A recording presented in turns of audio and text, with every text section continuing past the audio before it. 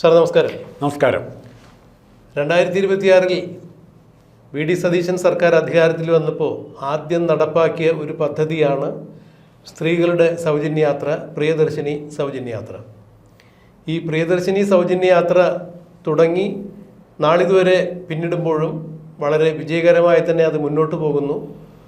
പലയിടങ്ങളിലും പ്രിയദർശിനി ബസ്സിൽ ഇടം കിട്ടാതെ സ്ത്രീകൾ തൂങ്ങിക്കിടന്നൊക്കെ പോകുന്ന കാഴ്ച നമ്മൾ കണ്ടിട്ടുണ്ട്. അപ്പോൾ അത്രത്തോളം ജനബാഹുല്യവും ജനപങ്കാളിത്തവും ആ പരിപാടിക്ക് ലഭ്യമായി എന്നുള്ളതാണ് അതിലൂടെ എടുത്തു പറയേണ്ട ഒരു വസ്തുത. എന്നാൽ ഇതുമൂലം ഈ സർക്കാരിൻ്റെ പ്രിയദർശിനി സൗജന്യ യാത്ര മൂലം പ്രൈവറ്റ് ബസ് തൊഴിലാളികളും പ്രൈവറ്റ് ബസ് ഉടമകളുമെല്ലാം വരുമാനമില്ലാതെ നഷ്ടത്തിലോടുന്ന കാഴ്ചയാണ് കാണാൻ കഴിയുന്നത് എന്ന് അവരുടെ ഒരു പരിദേവനം വേറെ ഒരു വഴിക്കും വരുന്നുണ്ട്.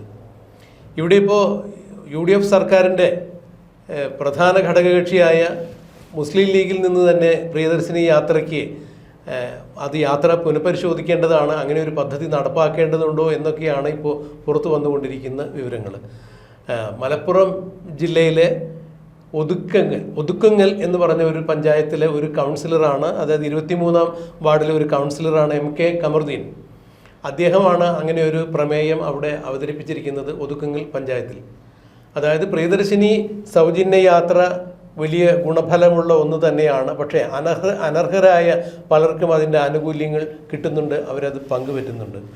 സർക്കാർ ജീവനക്കാരായ സ്ത്രീകൾ, അതായത് ലക്ഷക്കണക്കിന് രൂപ ശമ്പളം പറ്റുന്ന സ്ത്രീകൾ, സ്ഥിര വരുമാനമുള്ള സ്ത്രീകൾ, ഇവരൊക്കെ ഈ പ്രിയദർശിനി സൗജന്യ യാത്രയുടെ ഗുണഫലങ്ങൾ പറ്റുന്ന ആളുകളാണ്, ഗുണഭോക്താക്കളാണ്. ഇത് പരിശോധിക്കപ്പെടേണ്ടത് തന്നെയാണ്.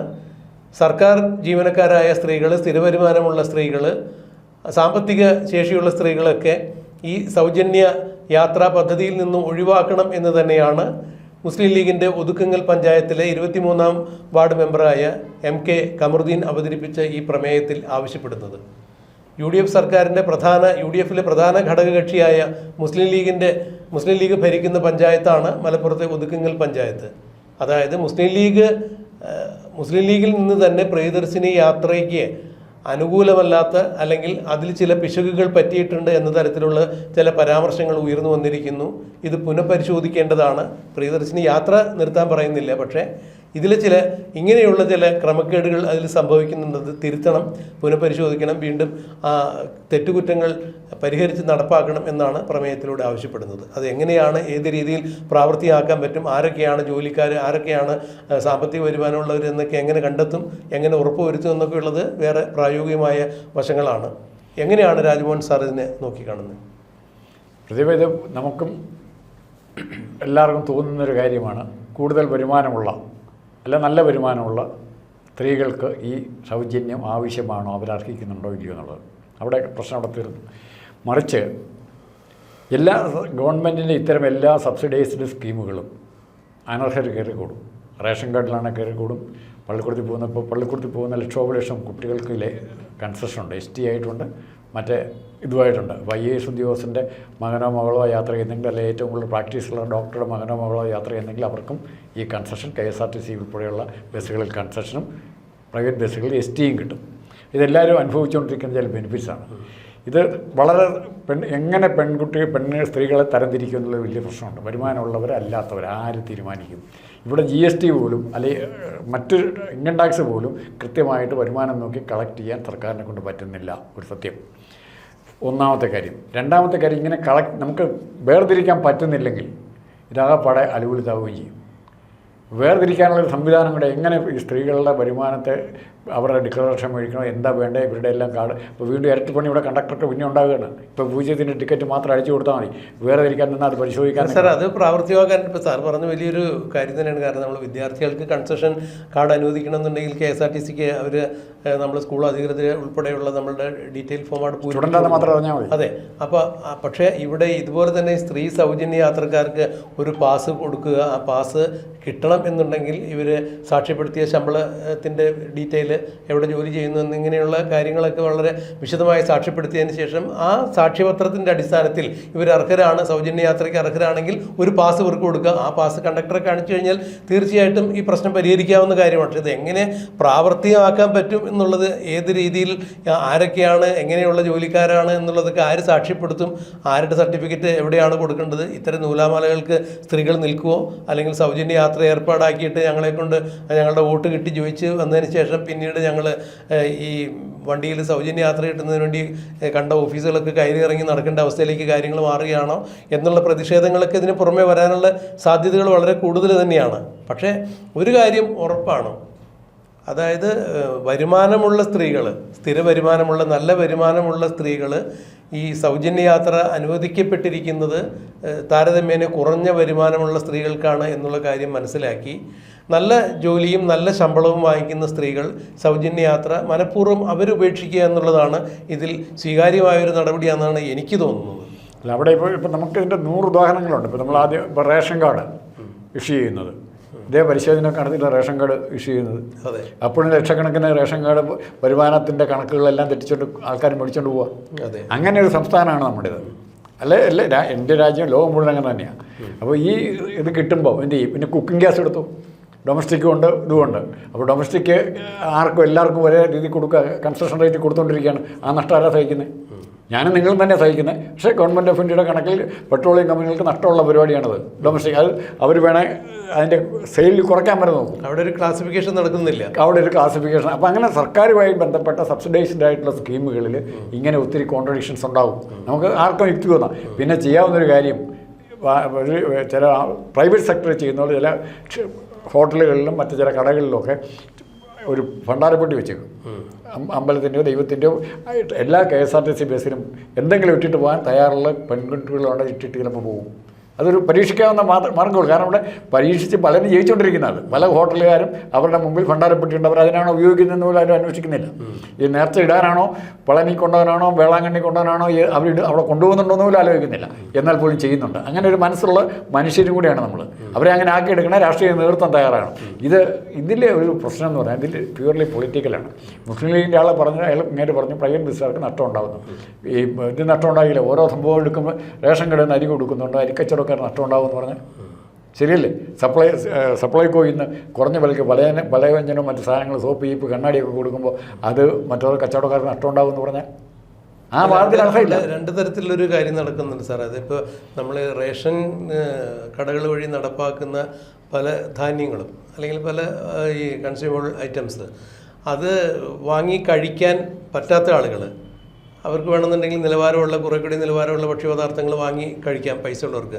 ഈ ഭക്ഷണത്തിൻ്റെ കാര്യത്തിലാകുമ്പോൾ ഈ റേഷൻ കടകൾ വഴി കിട്ടുന്ന ഈ കൺസ്യൂമബിൾ ഐറ്റംസിന് നിലവാരമില്ലെങ്കിൽ തീർച്ചയായും നമ്മൾ നല്ല വില കൊടുത്ത് അത് പുറമേ നിന്ന് വാങ്ങി കഴിക്കും. പക്ഷേ ഈ സൗജന്യ യാത്രയെ സംബന്ധിച്ചിടത്തോളം അവിടെ ഒരു മാസം 1 ലക്ഷം രൂപ ശമ്പളം വാങ്ങിക്കുന്ന സ്ത്രീകളും കേവലം 10,000 രൂപ മാത്രം ശമ്പളം കിട്ടുന്ന സ്ത്രീകളും ഈ സൗജന്യം പറ്റുന്നു എന്ന് പറയുമ്പോൾ അത് വലിയൊരു അപകടം തന്നെയാണ് അതിലുള്ളത്. അത് നമ്മുടെ ഈ KSRTCയെ സംബന്ധിച്ചിടത്തോളം വലിയൊരു സാമ്പത്തിക പ്രതിസന്ധി ഉണ്ട്. മാത്രമല്ല അവിടെ ഒരു അസമത്വം കൂടി അവിടെയുണ്ട്. സാറ് സൂചിപ്പിച്ച പോലെ ഈ ഗ്യാസിൻ്റെ കാര്യത്തിൽ അല്ലെങ്കിൽ മറ്റുള്ള കാര്യങ്ങളിലൊക്കെ അങ്ങനെ ഒരു ക്ലാസിഫിക്കേഷൻ നടക്കാത്തതുപോലെ ഇവിടെയും സ്ത്രീകളാണോ അവർക്ക് സൗജന്യം ലഭിച്ചിരിക്കണം എന്ന തരത്തിൽ പറയുമ്പോൾ അതിലൊരു അസ്വാഭാവികത ഉണ്ട് എന്ന് വേണം മനസ്സിലാക്കാൻ. കാരണം അനർഹരായ ആളുകൾ അതിലുണ്ടെങ്കിൽ തീർച്ചയായും ആ ആളുകൾ തന്നെ പിന്മാറുക. എനിക്കതിന് അത്യാവശ്യം വണ്ടി കൂലി കൊടുത്ത് പോകാനുള്ള ചുറ്റുപാടുണ്ടെങ്കിൽ ഞാൻ ആ സൗജന്യം പറ്റണ്ടെന്ന് ഞാൻ തന്നെ വിചാരിക്കുക. അങ്ങനെ അല്ലാതെ ഏത് തരത്തിലാണ് ഇതിലൊരു തീരുമാനം നടപ്പിലാക്കുക എന്നുള്ളത് സർക്കാരിന് വെല്ലുവിളിയായിരിക്കും. ഇപ്പം നമുക്ക് കൃത്യമായിട്ട് നമുക്ക് അറിയാവുന്നൊരു പരിപാടിയായിട്ട് കമ്പയർ ചെയ്യാം. ഇതിൽ കുറയ്ക്കാൻ ശാസ്ത്രീയമായിട്ട് കുറയ്ക്കാൻ പറ്റും. ഇപ്പോൾ ഇലക്ട്രിസിറ്റി ബോർഡിൽ ഇത്ര യൂണിറ്റ് 500 യൂണിറ്റ് താഴെയുള്ളവർക്ക് ഇത്ര, 250 യൂണിറ്റ് താഴെയുള്ളവർക്ക് ഇത്ര, ഇങ്ങനെ കണക്ക് വെച്ചാൽ വരുന്നത്. അത് കൃത്യമായ കണക്ക് നമുക്ക് എടുക്കാൻ പറ്റും. കണക്ക് കിട്ടും, എത്ര യൂണിറ്റ് ചിലവാക്കുക, അതിൻ്റെ ബില്ലിങ്, അത്രേ ഉള്ളൂ. പക്ഷേ അവിടെയും സാറേ ഇപ്പോൾ അവിടെയും വലിയൊരു തട്ടിപ്പ് നടക്കുന്നുണ്ട്. കാരണം 2 മാസത്തെ യൂണിറ്റാണ് അവർ പരിശോധിക്കുന്നത്. അപ്പോൾ കൂടും. അപ്പോൾ ഈ 2 മാസത്തെ 1 മാസത്തെ നോക്കുമ്പോൾ ഈ റീഡിങ് നോക്കി കഴിഞ്ഞിട്ടുണ്ടെങ്കിൽ എല്ലാവർക്കും മിനിമം, അതായത് ഒരു ശരാശരി കുടുംബത്തിന് വലിയ ഇലക്ട്രോണിക്സ് അല്ലെങ്കിൽ ഇലക്ട്രിക്കൽ ഉപകരണങ്ങളൊന്നും ഇല്ലാത്തൊരു വീടിനെ സംബന്ധിച്ചിടത്തോളം ശരാശരി വരുമാനം അവർക്ക് കൊടുത്താൽ മതിയാവും. 2 മാസത്തെ ഒരുമിച്ച് റീഡിങ് എടുക്കുമ്പോൾ റീഡിങ്ങിൽ മാറ്റം വരും, പൈസ കൂടുതൽ മേടിക്കും. ഇത് ഇലക്ട്രിസിറ്റി ബോർഡ് കാണിക്കുന്ന വലിയൊരു തട്ടിപ്പ് തന്നെയാണത്. അല്ല, ഒരു വശത്തൂടെ സർക്കാർ ഏജൻസി വഴി ചൂഷണത്തിൽ കൂടെ കാശുണ്ടാക്കാൻ സർക്കാർ നോക്കിക്കൊണ്ടിരിക്കുന്നത്, പല ഡിപ്പാർട്ട്മെൻറ്റും നോക്കിക്കൊണ്ടിരിക്കുന്നത്. KSRTC ഒക്കെ ഒരു കാലത്ത് അങ്ങനെ ആയിരുന്നു. KSRTC നഷ്ടമുണ്ടാകത്തിലേക്ക് വന്നതിൻ്റെ കാരണം ആൾക്കാരെ കയറ്റാതെ സുഖമായിട്ട് കസേര സീറ്റ് ചാരി ഇരുന്ന് ഉറങ്ങിപ്പോകുന്നത് ആഗ്രഹിച്ച കണ്ടക്ടറും എപ്പോഴും നിർത്താൻ മടിയുള്ള ഇത്. അല്ല, അത് ഈ രാജ്മോഹൻ സാർ ഇപ്പോൾ പറഞ്ഞ കാര്യം വളരെ വളരെ വ്യക്തമായ അല്ലെങ്കിൽ പ്രാധാന്യം അർഹിക്കുന്ന ഒരു കാര്യമാണ്. കാരണം ഈ പൊതുഗതാഗത വകുപ്പിനെ ആശ്രയിച്ചുകൊണ്ട് യാത്ര ചെയ്യുന്ന ഒരു ജോലിക്കാരനാണ് ഞാൻ. ഇപ്പോൾ ഞാനിവിടെ നമ്മുടെ ഓഫീസിൽ ജോലി ചെയ്ത് ഒരു ദിവസം വന്ന് ജോലി ചെയ്ത് പോകണമെന്നുണ്ടെങ്കിൽ എനിക്ക് ഒരു 120 രൂപ ബസ് ഫെയർ ഇനത്തിൽ വരും, വാഹന കൂലി വരും. അപ്പോൾ ഈ ചില സന്ദർഭങ്ങളിൽ ഈ KSRTC രാത്രിയിലൊക്കെ നമ്മൾ പോകേണ്ടി വരികയാണെങ്കിൽ ജോലിയുടെ ഭാഗം അനുസരിച്ചിട്ട് നമുക്കന്ന് വൈകിയൊക്കെ ജോലി ഉണ്ടാവുകയാണെങ്കിൽ രാത്രി 10 മണിക്കൊക്കെ ശേഷം യാത്ര ചെയ്യുമ്പോൾ ചില KSRTC ബസ്സുകൾ കൈ കാണിച്ചാൽ നിർത്തില്ല. നമ്മൾ നോക്കുമ്പോൾ ആ ബസ്സിൽ ചിലപ്പോൾ 2-3 ആളുകൾ മാത്രമേ ഉണ്ടാവുകയുള്ളൂ. അപ്പോൾ അത്രത്തോളം ഈ സീറ്റ് കാലിയായി ഓടുന്ന ബസ്സുകൾ വരെ ചില തൊടുന്യായങ്ങൾ പറഞ്ഞ് യാത്രക്കാരെ കയറ്റാതെ ഓടിച്ചുകൊണ്ടുപോയി വൻ നഷ്ടത്തിലേക്ക് കൂപ്പുകുത്തി, അതായത് നഷ്ടത്തിൽ നിന്ന് നഷ്ടത്തിലേക്ക് ഓടിച്ചു കയറ്റിയ ഒരു പ്രസ്ഥാനമാണ് KSRTC. അപ്പോൾ ആ KSRTCയെ സംബന്ധിച്ചിടത്തോളം ഏതെങ്കിലും തരത്തിലൊക്കെ കരകയറാനൊരു അവസരം ഉണ്ടായി വരുമ്പോൾ ഇങ്ങനെ സൗജന്യ യാത്ര വന്ന് വീണ്ടും അതിൻ്റെ നടുവൊടിക്കുന്നൊരു കാഴ്ച കൂടി നമ്മളിവിടെ കാണുന്നു. രാജ്മോഹൻ സാർ പറഞ്ഞു വന്നത് അന്ന് അങ്ങനെ ഓടിച്ചുകൊണ്ട് പോയതിൻ്റെ ഒരു നഷ്ടം, അല്ലെങ്കിൽ അന്ന് അതങ്ങനെ ചെയ്തതിൻ്റെ ഒരു 8ന്റെ പണി ഇപ്പോൾ വീണ്ടും വേറെ രൂപത്തിൽ വന്നു എന്നൊക്കെയാണ് വേണമെങ്കിൽ വിചാരിക്കുക. അല്ല, KSRTCക്ക് എന്ത് പണി? ഇപ്പോൾ നഷ്ടം മാത്രമാണ് നിങ്ങൾ കണക്കാക്കെങ്കിൽ ഇവിടെ ആദ്യം പൂട്ടേണ്ട സാധനം ഇവിടുത്തെ സെക്രട്ടേറിയറ്റ്. കോടാനുകൂടി രൂപ കടം ഉണ്ടാക്കി വെച്ചാൽ സെക്രട്ടേറിയറ്റിലെ ഉദ്യോഗസ്ഥന്മാരല്ലേ, പ്ലാനിംഗ് ഡിപ്പാർട്ട്മെൻറ്റിലെ ഉദ്യോഗസ്ഥന്മാരല്ലേ, അപ്പോൾ എഞ്ചിനീയേഴ്സല്ലേ. അപ്പോൾ അതാദ്യം പൂട്ടി താക്കോൽ നാട്ടുകാർക്ക് കൊടുക്കുക, സെക്രട്ടേറിയറ്റ് കൂട്ടിയിട്ട് കൊടുക്കുക. എന്നിട്ട് പറയാം ഈ ട്രാൻസ്പോർട്ടിൻ്റെ കാര്യം കുറേ പെണ്ണുങ്ങൾ കയറിക്കൊണ്ട് ട്രാൻസ്പോർട്ട് കോർപ്പറേഷൻ നഷ്ടമായി, അതുകൊണ്ട് അത് നിർത്തണം എന്ന് പറയുന്നതിനേക്കാൾ നല്ലത് സെക്രട്ടേറിയറ്റ് കൂട്ടി മൊത്തം സ്വകാര്യ മേഖലയ്ക്ക് കൊടുക്കുക. അല്ല, KSRTCയിൽ ഇപ്പോൾ ഈ സ്ത്രീകൾക്ക് സൗജന്യ യാത്ര ഈ അടുത്ത് ഈ സർക്കാരിൻ്റെ കാലത്ത് ഇപ്പോൾ അനുവദിക്കപ്പെട്ടിട്ട് എന്തോ 2 മാസം കഴിയുന്നതേ ഉള്ളൂ. അപ്പോഴും അതിനു മുമ്പും വർഷങ്ങൾക്ക് മുമ്പ് KSRTCയിൽ നഷ്ടത്തിൽ തന്നെ. തീർച്ചയായിട്ടും ഈ സ്ത്രീ സൗജന്യ പ്രിയദർശിനി യാത്ര ഏർപ്പെടുത്തിയതിൻ്റെ പേരിലല്ല KSRTCക്ക് നഷ്ടം സംഭവിച്ചേക്കണം. അത് പണ്ടേ ഉള്ളതാണ്. അതിൻ്റെ കൂടെ ഇപ്പോൾ കുറച്ചും കൂടി ഒരു ഉന്തിൻ്റെ കൂടെ ഒരു തള്ളെന്ന് പറയുന്ന രീതിയിൽ വേണമെങ്കിൽ അങ്ങനെ വേണമെങ്കിൽ വിവക്ഷിക്കാനേ പറ്റുള്ളൂ. നമുക്ക് ഒരു കാര്യം കൂടെ പറഞ്ഞിട്ട് ഞാൻ കൃത്യമായിട്ട് പറയാം. KSRTC ആദ്യം ഈ ഇതിനെ എതിർത്ത് എന്ത് പറഞ്ഞാൽ മതിയോ? എന്ത് പറഞ്ഞാൽ ആദ്യത്തെ സമരവും പിക്കറ്റിങ്ങും ഒക്കെ എല്ലാവർക്കും സൗജന്യം വേണമെന്ന് പറഞ്ഞായിരുന്നു. സൗജന്യ യാത്ര ഫാസ്റ്റിലും സൂപ്പർ ഫാസ്റ്റിലും ഡീലക്സിലും ഒക്കെ വേണമെന്ന് പറഞ്ഞായിരുന്നു ആദ്യത്തെ സമരം. ആദ്യത്തെ ഡിമാൻഡും അതിനുവേണ്ടി ബസ്സൊക്കെ സമരം ചെയ്തവരുണ്ട്. അടുത്ത സ്റ്റേജ് ആയപ്പോഴത്തേക്കും ഇത് KSRTC നശിക്കാൻ പോകണം, നഷ്ടത്തിലാണ്, ഇതാര് കൊടുക്കും? അപ്പോഴാണ് മുഖ്യമന്ത്രിക്ക് പറയേണ്ടി വന്നത് അതിനെ പ്രൊട്ടക്റ്റ് ചെയ്ത് നിർത്താൻ. ഇതുവരെ സബ്സിഡി കൊടുക്കുന്നുണ്ടല്ലോ. ഇപ്പോൾ ബാങ്കുകൾക്കൊക്കെ റീക്യാപിറ്റലൈസേഷൻ ഫണ്ടെന്ന് പറഞ്ഞാൽ കോടാനുകൂടി എല്ലാ ബാങ്കിലും കൊടുക്കുന്നുണ്ട്, ഓരോ വർഷവും കൊടുക്കുന്നുണ്ട്. അപ്പോൾ അതുപോലെ KSRTCക്ക് അത്യാവശ്യം വന്നാൽ ആ റീക്യാപിറ്റലൈസേഷൻ ഫണ്ട് സർക്കാർ കൊടുക്കും എന്ന് പറയുമ്പം ഇവിടെ പ്രശ്നം തീരുക. മറിച്ച് ഇതിനെ എതിർക്കുന്നു എന്ന് പറഞ്ഞാൽ സ്ത്രീകൾ സൗജന്യ യാത്ര എതിർക്കുന്നവരുടെ വളരെ സത്യസന്ധമായി പറഞ്ഞ അഭിപ്രായമാണ്. കേൾക്കുമ്പോൾ വളരെ രസമുള്ള കാര്യമാണ്. അനർഹരായുള്ളവർക്ക്, അപ്പോൾ ഇവിടെ മുഴുവൻ മേടിച്ചിരിക്കുന്ന അനർഹരായാലും മേടിച്ചിരിക്കുന്നത് നമ്മുടെ മുഴുവൻ ഭൗതിക സൗകര്യങ്ങളും കൂടുതൽ അനുഭവിക്കുന്നവരാ. ഈ രാജ്മോഹൻ സാറ് പറഞ്ഞു വരുന്നതിൻ്റെ രത്നച്ചുരുക്കം അങ്ങനെ നോക്കുകയാണെന്നുണ്ടെങ്കിൽ KSRTCയിൽ പ്രിയദർശിനി സൗജന്യ യാത്ര മാത്രമല്ല പലതും പുനഃപരിശോധിക്കേണ്ടിയിരിക്കുന്നു എന്നുള്ളതൊരു യാഥാർത്ഥ്യമാണ്. അത് ഭരണസിരാ കേന്ദ്രങ്ങളിൽ നിന്ന് ആരംഭിക്കേണ്ടി വരും. അല്ലാതെ ഇതുപോലെ KSRTC ബസ്സിൽ സ്ത്രീകൾ സൗജന്യ യാത്ര നടത്തുന്നതുകൊണ്ട് മാത്രമുള്ള നഷ്ടങ്ങളല്ല, അതിനപ്പുറത്തേക്ക് കോടികൾ ഇപ്പോൾ കടുക് ചോരുന്നത് കാണും, ആന ചോരുന്നത്. റോഡ് മുഴുവൻ പൊളിഞ്ഞു പോലെ പിറ്റേ ദിവസം പാലം പെടലയുടെ വീഴുമില്ലേ? സിമെന്റ് മോശമായിട്ടും കമ്പി മോശമായിട്ടും തന്നെയാണ്. അതിന് ഉത്തരവാദി ആരാ? തീർച്ചയായും റിയാസിനെ മാത്രം കുറ്റം പറയണ്ട. റിയാസിന്റെ കൂടെ ജോലി ചെയ്യുന്നവർ അത്ര ആൾക്കാരായിരുന്നു. അല്ല, ഈ എംബ്രാനൽപ്പം കട്ടുപൂജിച്ചാൽ അമ്പലവാസികളൊക്കെ കക്കും എന്ന് പറഞ്ഞ അവസ്ഥയിലേക്ക് കാര്യങ്ങൾ മാറും. എന്തായാലും BD സതീശൻ സർക്കാരിനെ സംബന്ധിച്ചിടത്തോളം വലിയ വെല്ലുവിളിയാണ് സാമ്പത്തിക രംഗത്ത്. ഒരു വെല്ലുവിളിയില്ല. അപ്പോൾ പൈസയുണ്ട്, കേരളത്തിൽ പൈസയുണ്ട്, അതൊക്കെ നമ്മുടെ കൺമുമ്പിൽ കിടന്നത്. അതിന്റെ യൂട്ടിലൈസേഷനൊക്കെ എങ്ങനെയാണ് മാനേജ്? യൂട്ടിലൈസേഷൻ നോക്കണ്ടല്ലോ, അത് നമുക്ക് വേണം അടുത്ത വിഷയമായിട്ട് സംസാരിക്കാം. തീർച്ചയായും. എന്തായാലും ഈ പ്രിയദർശിനി യാത്ര എന്ന് പറഞ്ഞ ചുരുങ്ങിയ വരുമാനത്തിൽ ജോലി ചെയ്യുന്ന സ്ത്രീകളെ സംബന്ധിച്ചിടത്തോളം അത് വലിയൊരു അനുഗ്രഹം തന്നെയാണ്. ഒരു കാരണവശാലും അവർക്ക് ഏർപ്പാടാക്കിയിട്ടുള്ള അല്ലെങ്കിൽ അവരെ പോലുള്ള ആളുകളെ മുന്നിൽ കണ്ടുകൊണ്ട് ഏർപ്പാടാക്കിയിട്ടുള്ള ഈ സ്ത്രീ സൗജന്യ യാത്ര ഒരു കാരണവശാലും നിർത്തലാക്കരുത്.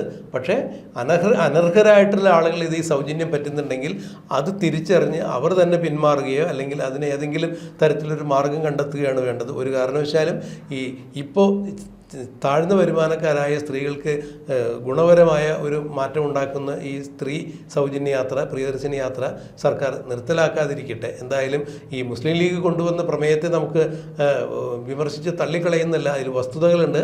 അത് പഠിക്കട്ടെ സർക്കാർ, എങ്ങനെ പ്രാവർത്തികമാക്കാൻ പറ്റും എന്നുള്ളത് പിന്നീട് ആലോചിച്ച് തീരുമാനിക്കട്ടെ.